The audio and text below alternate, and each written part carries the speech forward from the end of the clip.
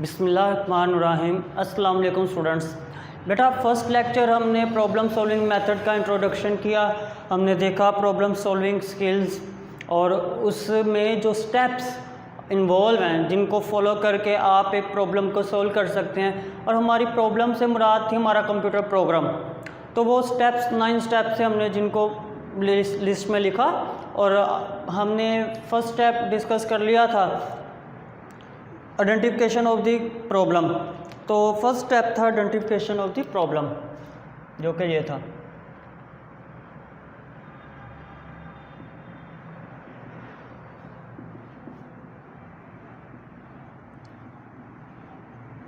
अब next step जो हमारे पास है, उसके बाद आपने अपनी प्रॉब्लम की स्पेसिफिकेशन करनी है, specify the problem.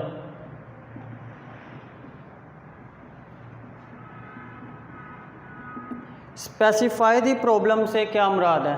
Specify the problem से मुराद हमारा जो प्रोग्राम है इसकी जो रिक्वायरमेंट है, यूज़र की रिक्वायरमेंट है, उसको अलग से क्लियरली लिस्ट आउट कर लें, अलग से लिख लें यूज़र की रिक्वायरमेंट। इसका फ़ायदा ये होगा कि जब हम कंप्यूटर प्रोग्राम का सलूशन डिज़ाइन करते हैं, कंप्यूटर प्रोग्राम का सलूशन बनाते हैं, तो हमें पता होगा कि हमारी ज़रूरत ये है और इन्हीं चीज़ों पर फोकस करना है हमने। और जो इररेलेवेंट चीज़ें हैं, बाकी मानदा चीज़ें जिनसे हमारा कंसर्न नहीं है, जो हमें नहीं चाहिए, उनको हम सोचते ही नहीं है, लिस्ट में लिखते ही नहीं है, गौर फिक्र ही नहीं करते, हमारा टाइम बच जाता है। तो स्पेसिफाई द रिक्वायरमेंट से मुराद कि हमारे जो यूज़र की रिक्वायरमेंट है उसको क्लियरली समझा जाए और उसको क्लियरली एक लिस्ट के अंदर लिख लिया जाए। वही clearly right the requirements of clients. हम जो क्लाइंट्स की रिक्वायरमेंट है उसको क्लियरली लिख लेते हैं, एक जगह पर साफ़ सुथरा लिख लेते हैं क्लाइंट्स की रिक्वायरमेंट को। इसको हम कहते हैं स्पेसिफाई द प्रॉब्लम। इसका फ़ायदा क्या है, इसका एडवांटेज है, so that we can focus only our requirement of program instead of other operations। हम क्या करते हैं, हमने जब आइडेंटिफाई किया अपना कंप्यूटर प्रोग्राम, हमें पता चल गया हमारा प्रोग्राम या हमारी प्रॉब्लम, तो हमने उस प्रॉब्लम में जो हमारी रिक्वायरमेंट है उसको एक अलग जगह पर लिस्ट आउट कर लिया, उसको एक अलग जगह पर लिख दिया। इसका फ़ायदा क्या हुआ? इसका फ़ायदा ये हुआ कि जब मैं कंप्यूटर प्रोग्राम का सलूशन लिखने बैठा तो मुझे पता चला मेरी जो मेन कंसर्न है वो सिर्फ इन ऑपरेशन या इन फंक्शन को परफॉर्म करना है। उसके अलावा जितनी भी चीज़ें हैं उनके बारे में सोचना ही नहीं है। एक तो टाइम बचा, एफर्ट बची और एक अच्छे सॉल्यूशन की तरफ हम चले गए। फॉर एग्जांपल लास्ट लेक्चर वाली एग्जांपल को ही लेके चलें तो हमने कहा कि फॉर एग्जांपल हमारी प्रॉब्लम थी कि हमने एक सिंपल कैलकुलेटर डिज़ाइन करना है। अब वो जो सिंपल कैलकुलेटर डिज़ाइन करना, उस सिंपल कैलकुलेटर में क्या होगा जी, प्लस माइनस मल्टीप्लाई डिवीज़न, ये ऑपरेशन हो गए, ये ऑपरेशन हमने परफॉर्म करने होंगे। तो हम इसको लिख लेंगे एक लिस्ट के अंदर कि हमने ये काम करना है। उसके अलावा जितने भी ऑपरेशन हैं, साइन, कोस, टेन, लॉग, उससे हमारा कंसर्न ही नहीं है, उसके बारे में हम सोचेंगे ही नहीं कैसे इम्प्लीमेंट करना है। तो वो टाइम बच गया कि हम उनके बारे में सलूशन सोचें, वो टाइम वेस्ट होना था। फिर हमें पता चलता जी ये तो हमारी काम की चीज़ें नहीं है। तो इसलिए आप पहले ही अपनी रिक्वायरमेंट को अलग करें, स्पेसिफाई करें, तो उससे आपको पता चल जाएगा आपके प्रोग्राम के अंदर इनपुट्स कौन सी हैं, आउटपुट कौन सी हैं, ऑपरेशन कौन से हैं। तो ये क्लियर हो जाता है हमारे पास। जो एग्जांपल भी हमने देखी, सिंपल कैलकुलेटर की एग्जांपल को इसमें डिस्कस किया हमने। उसके बाद नेक्स्ट स्टेप, जब आप अपनी जो ज़रूरतें हैं उनको वाजिया कर लेते हैं, स्पेसिफाई कर लेते हैं। तो नेक्स्ट वन हमारी एनालाइज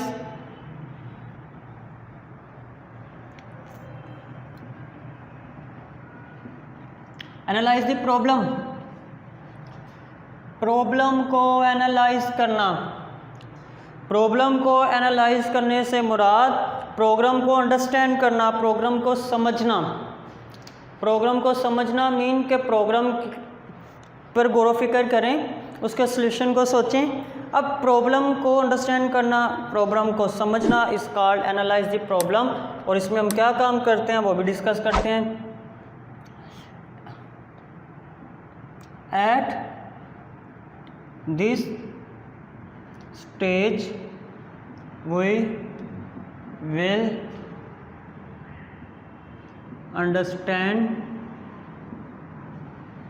द प्रोग्राम और प्रॉब्लम। प्रोग्राम को या प्रॉब्लम मतलब प्रॉब्लम हमारा प्रोग्राम ही है, उसको अंडरस्टैंड करते हैं हम इस स्टेज के ऊपर, समझते हैं। अब इस एनालाइज द प्रॉब्लम में एक बहुत ही अहम स्टेप है जिसमें हम क्या करते हैं, हमारा जो लार्ज प्रोग्राम है, बिगर प्रोग्राम है, बड़ा प्रोग्राम है, इसको डिवाइड कर देते हैं छोटे पार्ट्स में। इसका फ़ायदा क्या होता है? इसका फ़ायदा ये होता है जब आप लार्ज प्रोग्राम को डिवाइड करते हैं स्मॉल नंबर ऑफ मॉड्यूल्स में, छोटे छोटे हिस्सों में, छोटे छोटे पार्ट्स में, तो हमारा जो प्रोग्राम है सोल्व करना इजी हो जाता है हमारे लिए। लेट्स सपोज हम क्या कहना चाह रहा हूँ, मैं ये कहना चाह रहा हूँ, अच्छा इस वाले जो हमने बात की टेक्निक को, that is called top down design और डिवाइड एंड कॉन्कर रूल। तो इसको आप डिवाइड एंड कॉन्कर रूल भी कहते हैं एंड टॉप डाउन डिज़ाइन भी कहते हैं। क्या करते हैं टॉप डाउन डिज़ाइन में? Important definition, a large program is divided into small and manageable parts। एक बड़े प्रोग्राम को छोटे और मैनेजेबल मैनी प्रोग्राम फंक्शंस में, हिस्सों में, पार्ट्स के अंदर डिवाइड करना इस कॉल्ड टॉप डाउन डिज़ाइन। होता क्या है, जब हम बात करते हैं एक प्रोग्राम की, तो बड़े प्रोग्राम को सॉल्व करना मुश्किल होता है प्लस टाइम कंज्यूमिंग होता है।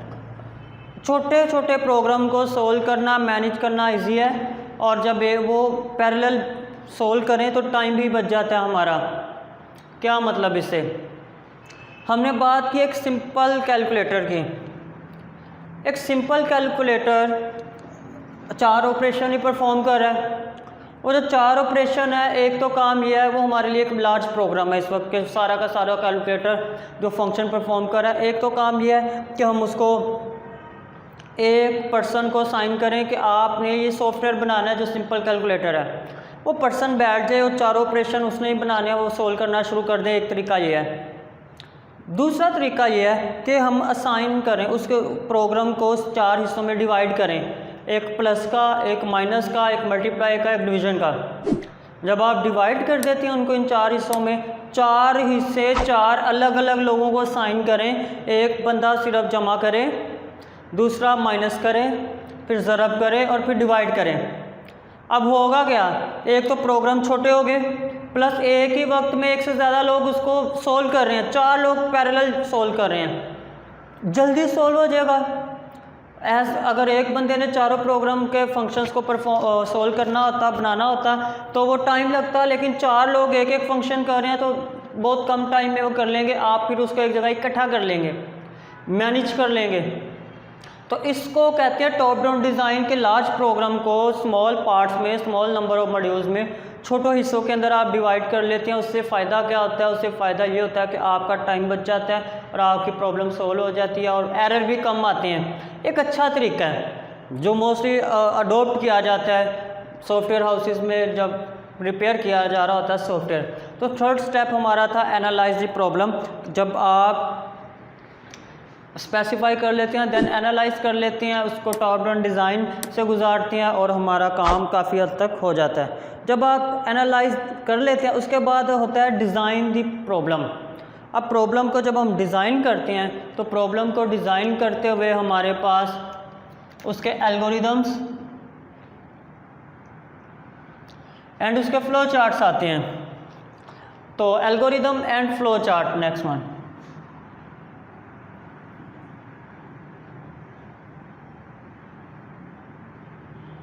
एल्गोरिदम को डिस्कस करते हैं, उसके बाद फ्लो चार्ट को भी करते हैं। Algorithm and flow chart next step है जी हमारा। एल्गोरिदम क्या होता है? एल्गोरिदम किसी प्रॉब्लम का सॉल्यूशन होता है एनी ह्यूमन लैंग्वेज। किसी भी इंसानी ज़बान के अंदर किसी प्रॉब्लम के सॉल्यूशन को हम कहते हैं इसका एल्गोरिदम है। और एल्गोरिदम जो है वो फाइनाइट होता है। तो algorithm is a solution of any problem in human language। इंसान की ज़बान के अंदर एल्गोरिदम लिखा जाता है, ह्यूमन लैंग्वेज के अंदर एल्गोरिदम लिखा जाता है। ह्यूमन लैंग्वेज में लिखा जाता है इट्स मीन ये इंसान के लिए है। It is not for a computer. Computer can't understand the algorithm. Algorithm is in human language, so that it is only for the humans. तो कंप्यूटर प्रोग्राम समझता है मशीन लैंग्वेज के अंदर, प्रोग्रामिंग लैंग्वेज के अंदर, फिर लिख सकते हैं हम, उसको चेंज कर लेते हैं मशीन में। बट एल्गोरिदम कंप्यूटर के लिए नहीं है, ये हमारे लिए है। हम क्या करते हैं, डायरेक्ट कंप्यूटर प्रोग्राम लिखने की बजाय हम पहले उसका सलूशन लिखते हैं ऑन दी पेपर, कागज़ पे लिख सकते हैं। कागज़ के ऊपर हम लिखते हैं कि ये प्रॉब्लम कैसे सॉल्व होगी। इन डिटेल पढ़ेंगे एल्गोरिदम को, हम यहाँ पर थोड़ा सा डिस्कस कर रहे हैं, आएगा तो हम एल्गोरिदम लिख के भी देखेंगे एल्गोरिदम लिखते कैसे हैं। कागज़ के ऊपर आपने सलूशन लिखा, एल्गोरिदम लिखा, इस प्रॉब्लम को सॉल्व करना है, यहाँ इनपुट ली, ये ऑपरेशन परफॉर्म हुआ ऐसे और ऐसे आउटपुट आ गई। आपने पूरा एक एल्गोरिदम उसका सलूशन लिखा। उसका फ़ायदा यह है कि जब आप कंप्यूटर प्रोग्राम लिखते हैं आपको ज़्यादा सलूशन पर नहीं सोचना पड़ता, आपने उस एल्गोरिदम को कंप्यूटर की ज़बान के अंदर लिख देना होता है बस। ये फ़ायदा होता है, टाइम सेविंग हो जाता है हमारे पास। तो ह्यूमन लैंग्वेज के अंदर एल्गोरिदम होता है और ये algorithm should be finite and clear. Finite mean महदूद, क्लियर मीन साफ। तो ये महदूद और साफ होना चाहिए, मतलब एल्गोरिदम शुरू हो गया ख़त्म भी होना चाहिए। ऐसा नहीं है कि एल्गोरिदम शुरू हो गया चलते ही जाए, आउटपुट ही ना आए हमारे पास। Algorithm should be finite, ending point होना चाहिए, कहीं पर आके इसको ख़त्म भी होना चाहिए, हमें आउटपुट मिलनी चाहिए इसकी। तो एल्गोरिदम फाइनाइट होना चाहिए, क्लियर और साफ़ सुथरा होना चाहिए, समझ आए, गंद नहीं मार के दे देना, पढ़ा ही ना जाए हमसे। तो कागज़ के ऊपर लिख लिया आपने एल्गोरिदम को, बिल्कुल ऐसे ही। अगर मैं एग्जांपल रिलेट करना चाहूँ कि आपको खाना पकाने की डायरीज़ मिल जाती है बाज़ार से, बुक्स मिल जाती है, उसके ऊपर खाना पकाने का तरीका उर्दू अगर आपको आती है, उर्दू में और कोई लैंग्वेज आती है तो उसके अंदर लिखा होता है, आप पढ़ते हैं और उसके मुताबिक काम करते हैं, आपका वो फूड रेडी हो जाता है। तो वो समझिए एक एल्गोरिदम था, एक प्रॉब्लम का सलूशन लिखा हुआ था इन एनी ह्यूमन लैंग्वेज, आपने उसको पढ़ के वो काम किया, वो काम हो गया। तो एल्गोरिदम ऐसे ही हम लिख लेते हैं, आपको जो लैंग्वेज आती है आप उसके लिए उस लैंग्वेज में एल्गोरिदम लिखते हैं किसी प्रॉब्लम का। बट एल्गोरिदम को जब आप लिख लेते हैं तो आपका काम ख़त्म नहीं हुआ। स्टूडेंट्स, आपने एल्गोरिदम को लिखने के बाद चेक करना है उसकी वर्किंग को, आपने देखना है कि वो एल्गोरिदम ठीक से काम कर भी रहा है या नहीं, एल्गोरिदम वो आउटपुट दे भी रहा है जो आप चाह रहे थे, आपकी रिक्वायर्ड आउटपुट है। वर्किंग ऑफ एल्गोरिदम चेक करनी है कागज़ के ऊपर, या फिर उसमें से एरर है, गलतियां, तो गलतियां भी ढूंढ के ख़त्म करनी है। तो पेपर के ऊपर ये काम करना इस कॉल्ड डेस्क चेकिंग। आप डेस्क चेकिंग करते हैं,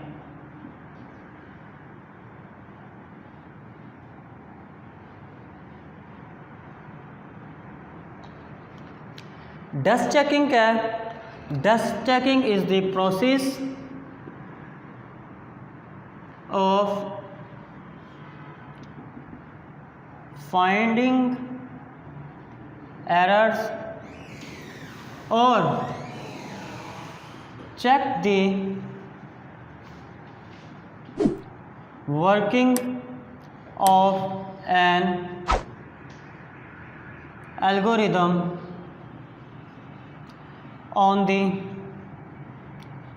paper।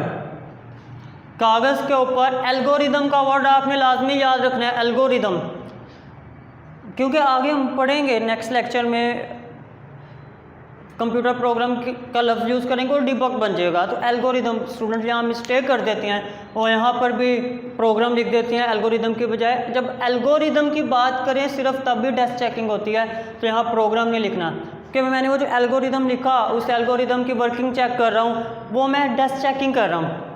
आप वो डायरी पकड़ते हैं ना, खाना पकाने का तरीका, आपको कुछ खाना पकाने आता है, मसलन चाय बनाने का तरीका, चाय बनाने आता है, कुछ गलत लिखा फ़ौरन कहेंगे ये गलत लिखा है, यहाँ तो ऐसे होगा नहीं, वो आप डस्ट चेकिंग कर रहे हैं, वो आप वर्किंग चेक कर रहे हैं ऑन दी पेपर एल्गोरिदम की।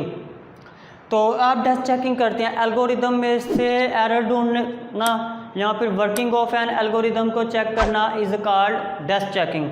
ठीक है। उसके बाद फ्लो चार्ट, आप एल्गोरिदम लिखते हैं, देन उसका फ्लो चार्ट ड्रा करते हैं। फ्लो चार्ट क्या है? फ्लो चार्ट किसी एल्गोरिदम की पिक्टोरियल रिप्रेजेंटेशन है। ये भी अभी ब्रीफली डिस्कस करेंगे इन लॉन्ग नेक्स्ट लेक्चर्स में, 1-2 लेक्चर्स में हमारा पूरा टॉपिक होगा, 2-3 लेक्चर्स तक जाएगा फ्लो चार्ट का। तो फ्लो चार्ट बनाना भी सीखेंगे और देखेंगे होता क्या है। तो फ्लो चार्ट क्या होता है? Flow chart is a pictorial representation of an algorithm।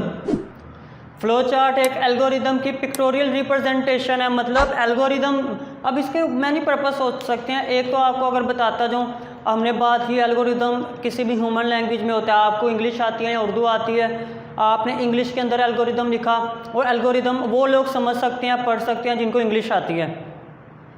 कोई XYZ पर्सन आ जाए, कोई चाइनीज़ आ जाए जिसको इंग्लिश नहीं आती, चाइनीज़ आती है, तो वो एल्गोरिदम सामने रखेगा, उसको पता ही नहीं क्या लिखा हुआ है, उसको इंग्लिश आती नहीं। तो अगर हम उसको सिंबल्स की मदद से, फ्लो चार्ट सिंबल्स की मदद से शो कर दें, सिंबल पूरी दुनिया में सेम होते हैं, फ्लो चार्ट के सिंबल पूरी दुनिया में सेम है, आप उसको फ्लो चार्ट बना के दे दें और फ्लो चार्ट किसी भी दुनिया के कॉर्नर पर जाके पर्सन को दिखाए, वो समझ सकता है, उसको फ्लो चार्ट के सिंबल तो सेम है। तो एक तो ये पर्पस है। दूसरा, ये हमारे डिज़ाइन डॉक्यूमेंट्स का पार्ट है, हम देखेंगे आगे, तो वहाँ पर भी काम देता है। तीसरा, एल्गोरिदम को समझना मुश्किल है as compare to flow chart. Flow chart को समझना ज़्यादा इजी हो जाता है एल्गोरिदम की निस्बत। तो फ्लो चार्ट किसी भी चीज़ की पिक्टोरियल रिप्रेजेंटेशन है। आप एल्गोरिदम को जब तस्वीर की मदद से, सिंबल की मदद से शो कर देते हैं तो वो हमारा फ्लो चार्ट बन जाता है। तो एल्गोरिदम लिखना और फ्लो चार्ट करना, ये हम नेक्स्ट स्टेप, जो 5 स्टेप और आज का हमारा last step, that is coding. जब आप उसका फ्लो चार्ट डिज़ाइन कर लेते हैं, आप उसका एल्गोरिदम लिख लेते हैं, तो नेक्स्ट काम होता है कोडिंग। कोडिंग से मुराद कंप्यूटर प्रोग्राम लिखना। कंप्यूटर प्रोग्राम से क्या मुराद? कि आपने जो एल्गोरिदम लिखा है, एल्गोरिदम सिर्फ और सिर्फ ह्यूमंस के लिए है। एल्गोरिदम इंसानों के लिए कंप्यूटर नहीं समझता। कंप्यूटर तो समझेगा कंप्यूटर प्रोग्राम जो किसी प्रोग्रामिंग लैंग्वेज के अंदर लिखा हुआ होगा, इन एनी प्रोग्रामिंग लैंग्वेज। फिर आप उसको मशीन लैंग्वेज में चेंज कर देते हैं या हम डायरेक्टली मशीन लैंग्वेज में लिख लें। तो ये जो एल्गोरिदम लिखा हमने, उस एल्गोरिदम को जब कंप्यूटर प्रोग्राम में चेंज कर देते हैं तो इस स्टेप को हम कहते हैं, हम कोडिंग कर रहे हैं। जो कंप्यूटर के ऊपर एग्जीक्यूट होना है वो कंप्यूटर का ये प्रोग्राम है जो हम कोडिंग में लिखते हैं। तो coding conversion of N algorithm into computer program. Algorithm को कंप्यूटर प्रोग्राम में चेंज करना कोडिंग। तो ये हमारे 5 स्टेप थे। तो अभी तक हमने सबसे पहले पढ़ा था प्रॉब्लम को आइडेंटिफाई करना, सबसे पहला सबसे अहम स्टेप। फिर स्पेसिफाई दी प्रॉब्लम, तो उसमें से अहम चीज़ें लिख ली जाए, गैर मुतल्लिका चीज़ें निकाल दी जाए। एनालाइज दी प्रॉब्लम, अंडरस्टैंडिंग करना, उसको डिकम्पोज करना स्मॉल पार्ट्स में, that is called top down design. उसका एल्गोरिदम लिखना इन एनी ह्यूमन लैंग्वेज में, सोल्यूशन और टेस्ट चेकिंग करके एरर फाइंड करना और फ्लो चार्ट लिख लेना। फिर उस एल्गोरिदम को आप चेंज कर देते हैं कंप्यूटर प्रोग्राम में, उस कंप्यूटर प्रोग्राम में चेंज करने को कहते हैं कोडिंग। तो यहाँ तक आज का हमारा टॉपिक था। अभी 4 स्टेप्स हमारे रहते हैं इस प्रॉब्लम सॉल्विंग मेथड के, जो कि नेक्स्ट लेक्चर में हम डिस्कस करेंगे। कोई सवाल हो तो आप क्वेश्चन आंसर सेशन के अंदर वहाँ पर पूछ सकते हैं, जूम पर पूछ सकते हैं हमसे। तो नेक्स्ट लेक्चर तक के लिए अल्लाह हाफिज़, टेक केयर बेटा।